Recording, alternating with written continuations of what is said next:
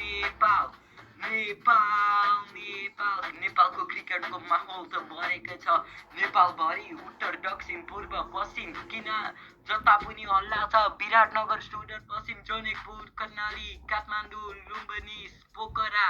यो चितवनले खेलेको छ विदेशीहरू आएको छ गेम खेल्न किन नेपालको क्रिकेट यो इन्टरनेसनल कीर्तिपुरको मैदान अब हामी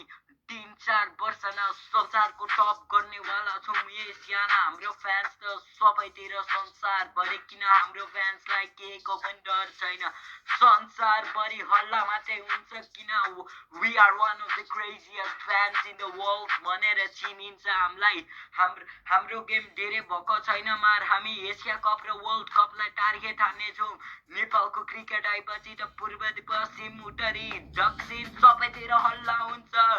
नेपालको क्रिकेटको के थाहा छ तिमीहरूलाई भनेर हामी हल्ला गर्छौँ किन सन्दीप लाने सम्पल कामी ललित राज बन्जी करण केसी नेपालको बलर सो भयो म ब्याटर सो पनि छ हामीसँग कुशल बुर्चेल रोहित पौडेल शिक्षक कुशल मलहरू बलर्स अलराउन्डर्स त संसारको best tiger of everywhere Dipendra Singh आइरी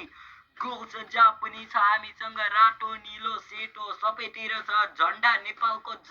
Furfuri हल्लिन हामी मैदानमा कीर्तिपुरको मैदानमा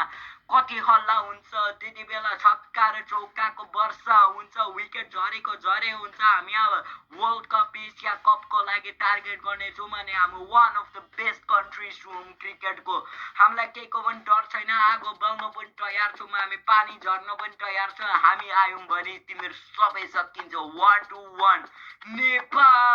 नेपालको क्रिकेट तिमीहरूलाई के थाहा छ